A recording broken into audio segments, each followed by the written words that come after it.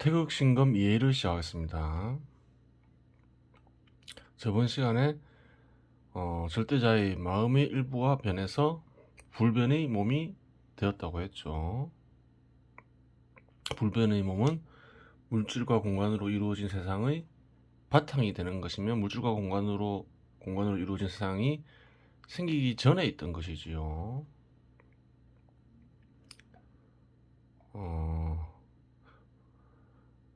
불변의 몸이 나타났을 시점에는 물질도 없고 공간도 없죠. 그런데 불변의 몸에서 내부적인 움직임이 있다고 했죠. 그래요. 그러면 여기서부터 볼게요. 그 움직임이 있는데 액체나 기체 상태라고 했어요. 근데 액체나 기체 상태라고 얘기할 수가 없다는 거예요. 그래서 액체라는 상태와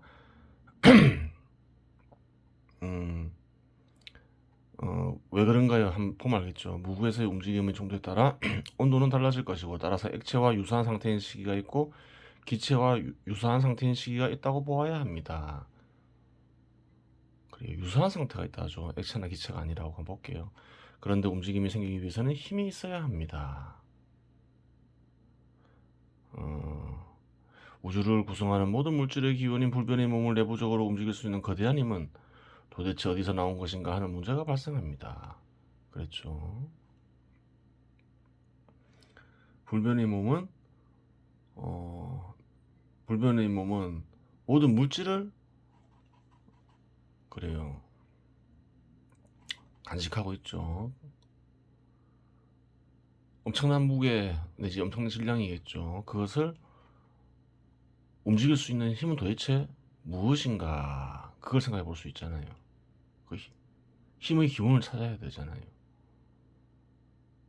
우주를 구성하는 모든 물질의 기원인 불변의 몸을 내부적으로 움직일 수 있는 거대한 힘은 도대체 어디서 나온 것인가 하는 문제가 발생합니다. 하지만 이 문제는 그리 어려운 문제가 아닙니다.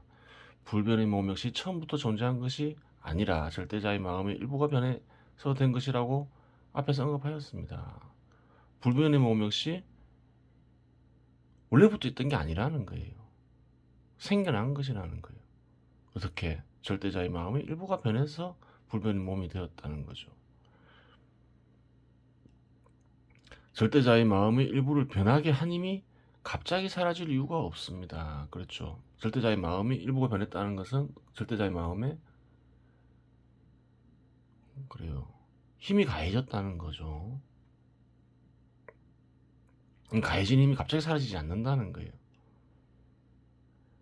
현실에서도 나타난 힘은 나타남과 동시에 사라지지 않습니다. 힘이 나타나자마자 사라지지 않죠. 힘이 전달되는 경우를 많이 보죠. 그 힘이 불변의 몸 내부적으로 전달되면서 움직임을 일으키게 됩니다. 그래요. 힘이 이동한다는 거죠. 내부에서. 힘이 이동되면 어떻게 되나요? 움직임이 생기잖아요. 어떤 물체에 힘을 가하면 움직임이 생길 수 있죠. 움직임이 생기잖아요. 그 얘기를 하는 거예요. 절대자의 마음의 일부를 불변의 몸으로 변화시킨 힘을 우주의 뿌리 힘이라고 규정하겠습니다. 그래요. 그 힘이 불변의 몸은 모든 물질의 질량을 다 가지고 있는데 어떻게 움직이냐? 그것을 만들어낸 힘, 그 힘이라면 가능한 것이죠. 그래요. 절대자의 마음을 불변의 몸으로 변화시킨 힘, 그 힘이 움직였다는 거예요. 그 힘을 우주의 뿌림이라고 규정하겠습니다. 이렇게 하죠. 주석이 있죠. 우주의 뿌리 힘. 우주에서 발견되는 힘 중 기원을 설명할 수 없는 힘이 발견된다면 그 힘은 우주의 뿌리 힘의 잔재일 수 있다. 그래요. 확인까지 되면 좋겠죠. 그래요.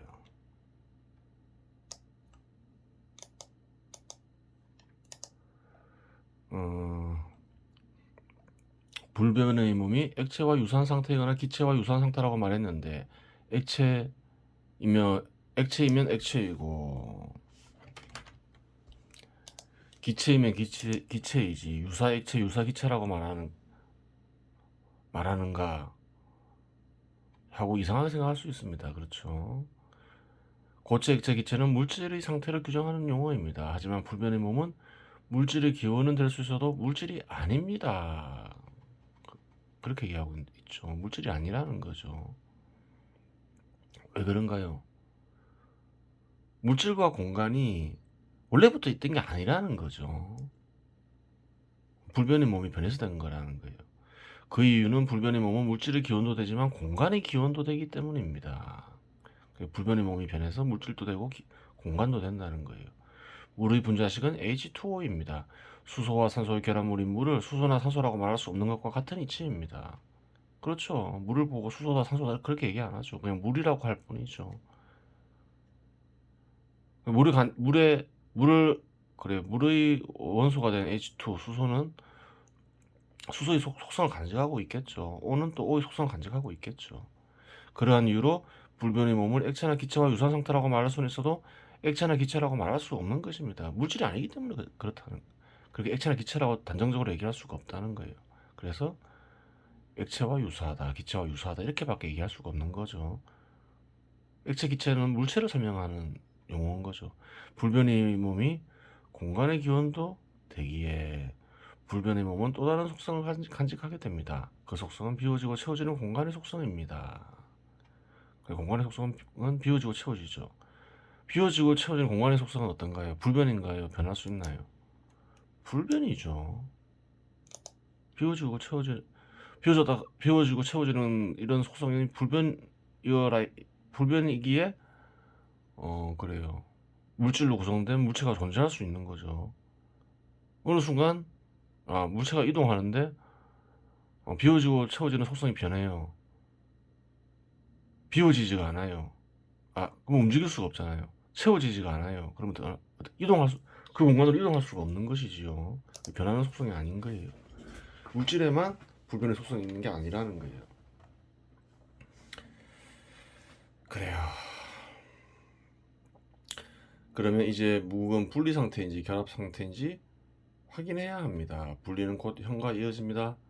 따라서 결합 상태로 보아야 합니다. 분리가 이루어지면 형태가 나타나는 거죠. 근데 불변의 몸은 형태가 없는 상태였다. 그렇게 얘기하는 거죠. 그러면 이제 어떠한 결합 상태인지를 확인해야 합니다. 결합의 형은 동일한 존재들의 결합과 유사한 것으로 보면 됩니다.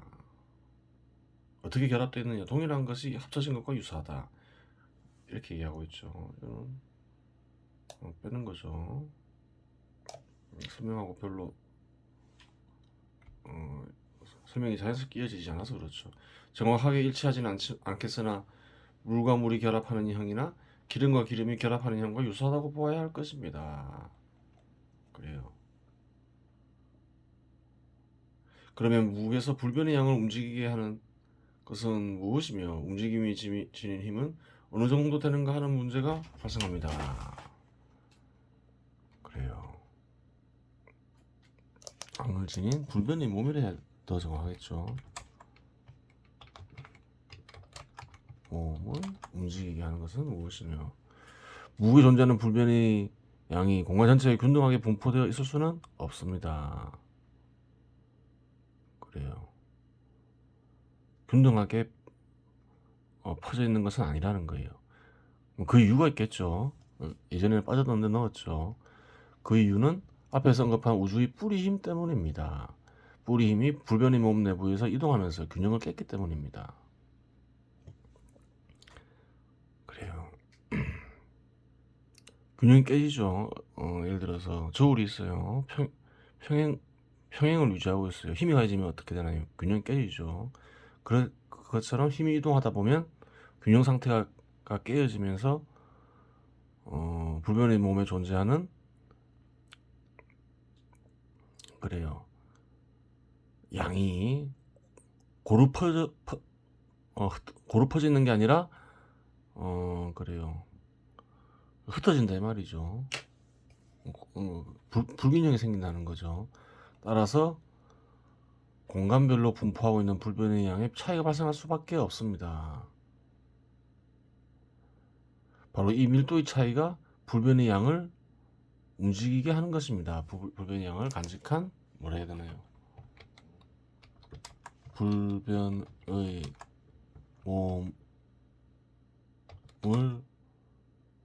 구성하는 요소라 해야 되겠죠. 요소를 움직이게 하는 것입니다. 밀도가 낮은 불변의 양 A와 밀도가 높은 불변의 양 B가 있다면 불변의 양은 물질의 원형이므로 중력의 법칙이 작용하게 됩니다. 그래요. 불변의 양을 간직한 몸을 구성하는 요소. 이런 물질의 기원이죠.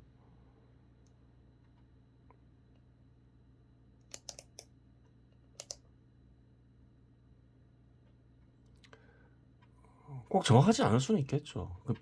비슷하겠죠. 왜? 불변의 몸을 구성하는 요소가 변해서 물질이 되기 때문에 그렇죠. 작용하는 힘의 크기는 중력의 법칙 공식 있죠. 이걸 사용해도 무관합니다. 이 식을 사용해도 무관합니다. 형태가 동일한 불변의 양밖에 없고 우주 공간에서는 물체들 간에는 중력의 법칙이 관찰되는데 밀도를 이루는 불변의 양 덩어리는 하나의 동일한 물질로 구성되었긴 하지만 큰 덩어리를 이루고 있다는 점에서 물체와 유사하기 때문입니다.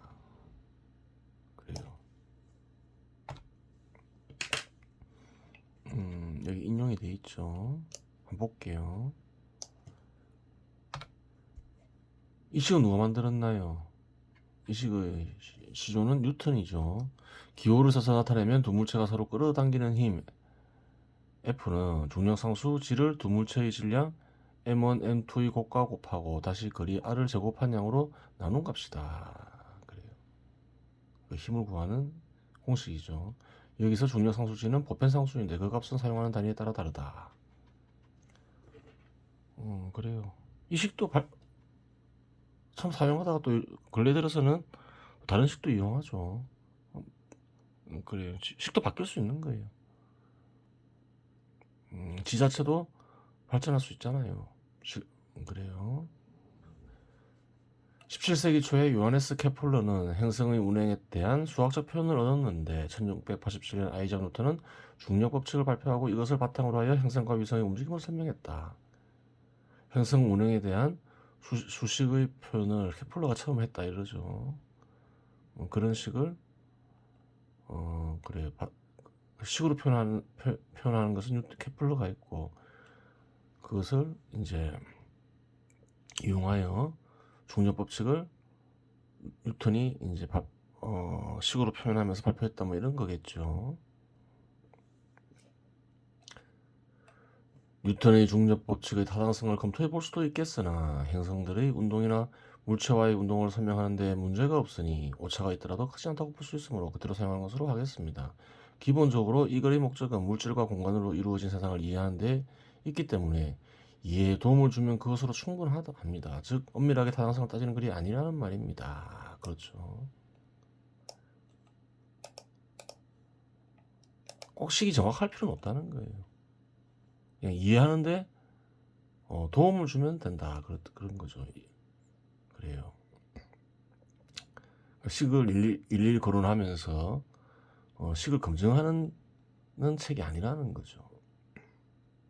그래요. 이번 시간은 여기서 마치도록 하겠습니다.